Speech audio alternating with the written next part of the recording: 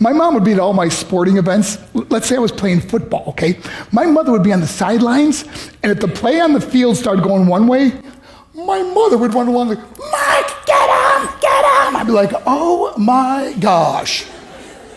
I'd get in the huddle with the other guys, they go, Mark, is that your mother? I go, no, I never saw her before in my life. See, the greatest gift my mother ever gave me, she believed in me. I have overdosed on drugs on 3 occasions where I should have been dead. But I believe I was kept here for a reason. You show me your friends, I will show you your future. How do I know this? I hung out with losers, and I became the biggest loser of them all because I gave up everything I dreamt about as a little boy because of who I chose to surround myself with. My friends would drive me home at 2, 3, 4 in the morning. We'd be drunk and high, laughing in the car.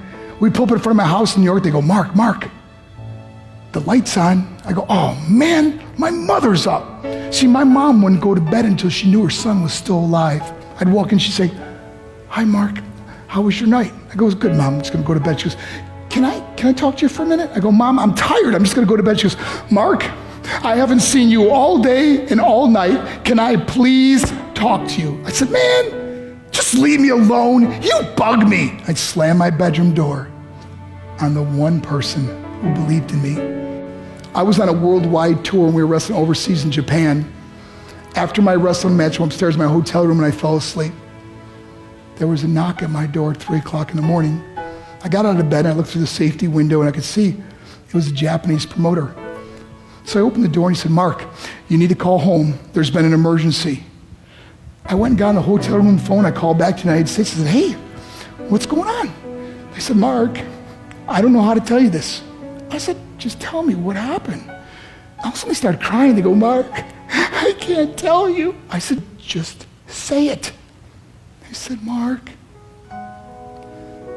your mother died. I just threw the phone down. I ran out of my hotel room. I took the elevator to the lobby, and when the doors opened up, I just ran out into the street. I mean, there was no cars, there was no people. It was 3 o'clock in the morning. And I walked down the middle of a street in Hiroshima, Japan, and I remember looking up and just saying, Mom, I am so sorry. I flew home for her funeral, and I was so nervous to walk up to her casket, so I just stood way in the back. And I kept looking from a distance. I kept thinking to myself, Mom, please wake up.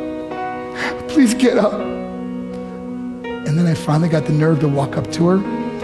And as I got closer, I could see my mom for the first time. I mean, she was so beautiful.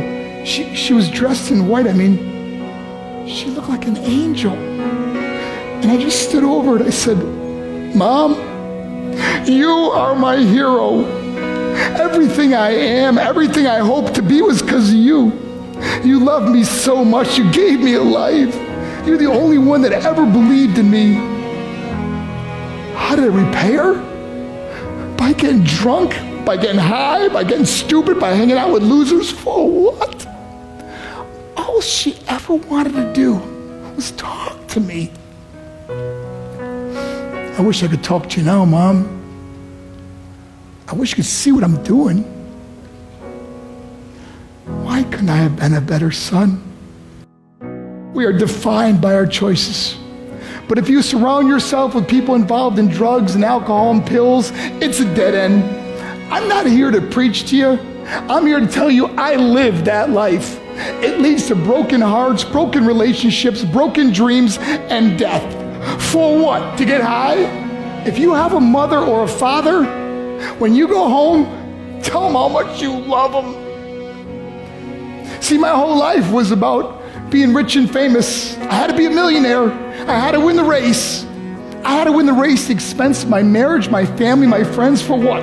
To be all alone in the world? I learned what is truly important, and that is how precious this gift of life is, and our families, and how quickly it can be taken away.